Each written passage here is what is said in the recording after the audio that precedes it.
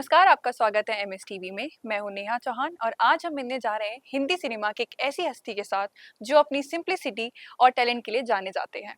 अपने impeccable comic timings, talent और memorable dialogue से उन्होंने बॉलीवुड की हर एक जनरेशन ऑडियंस का दिल जीता है।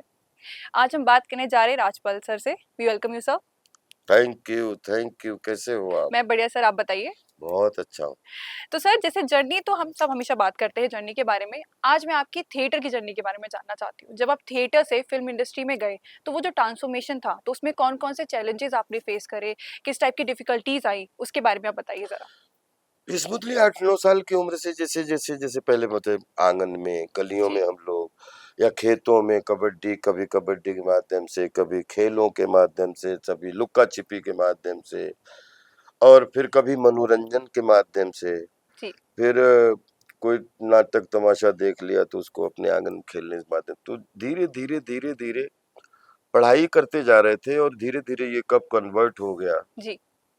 वो बहुत स्मूथली गया कि इधर लगातार ग्रेजुएशन तक पढ़ाई भी करनी थी हम्म। और फिर उसके बाद ट्रेनिंग भी करनी थी, और लेकिन इसका अभ्यास भी लगातार चालू था। जी। और 90 में एक नाटक किया, अंधेर नगरी चौपट राजा, हम्म। टकासेर भाजी टकासेर खाजा। उसमें इतनी तालियां मिली शाहजहांपुर में। वो कोरोनेशन आर्ट थिएटर के बैनर तले हमारे यहाँ जरीफ मलिकानंद साहब हैं, उन्होंने वो कोरोनेशन के उसमें तत्वावधान में विभा मिश्रा दीदी जो थी, जी। वो उन्होंने वो वर्कशॉप की थी। और हमारे कृष्ण कुमार श्रीवास्तव जी, जो को हम सबसे प्यार से कृष्णा दादा, और एक दिलीप दादा, और एक शमीम भाई, हम्म।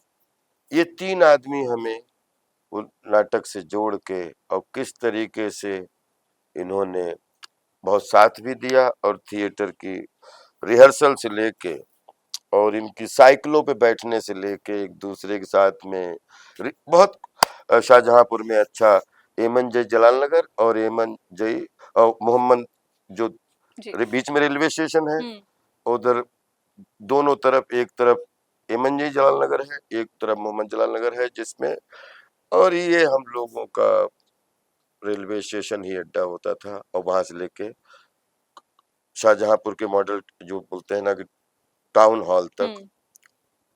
और वहां पे सूचना कार्यालय में हम लोगों का रिहर्सल वगैरह सब कुछ।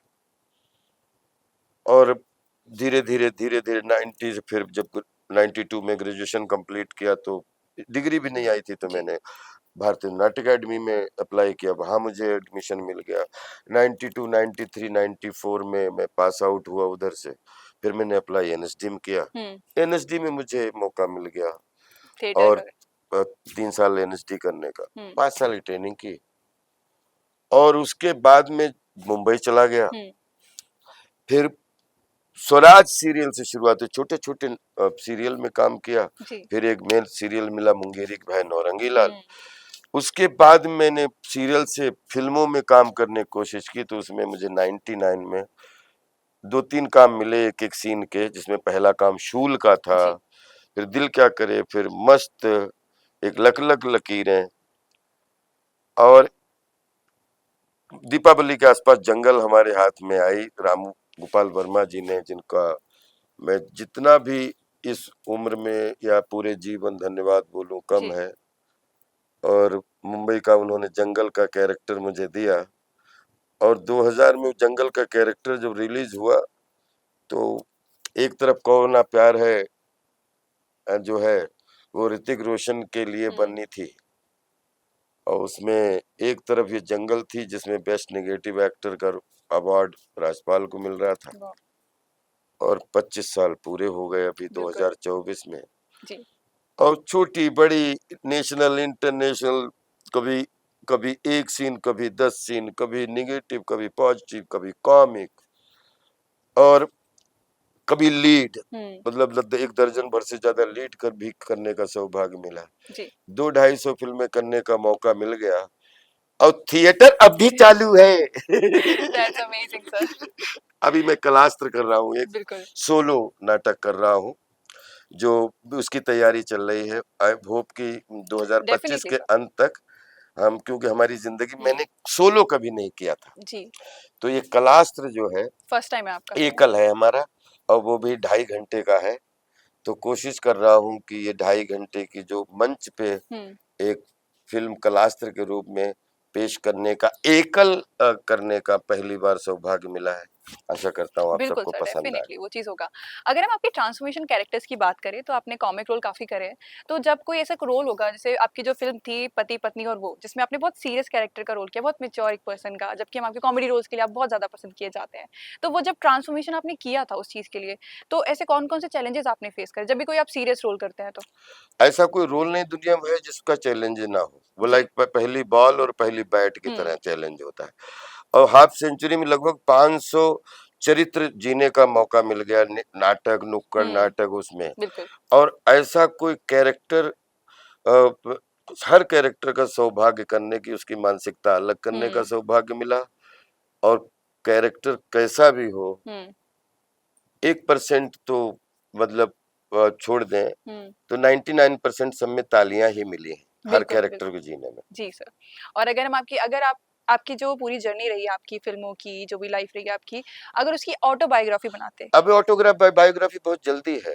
जी, हमारी 100 साल के बाद ऑटोबायोग्राफी बनेगी। बिल्कुल डेफ़िनेटली अभी तो सर। 25 साल हुए हैं, अभी रुको अच्छा, तो। अभी बिल्कुल, बिल्कुल।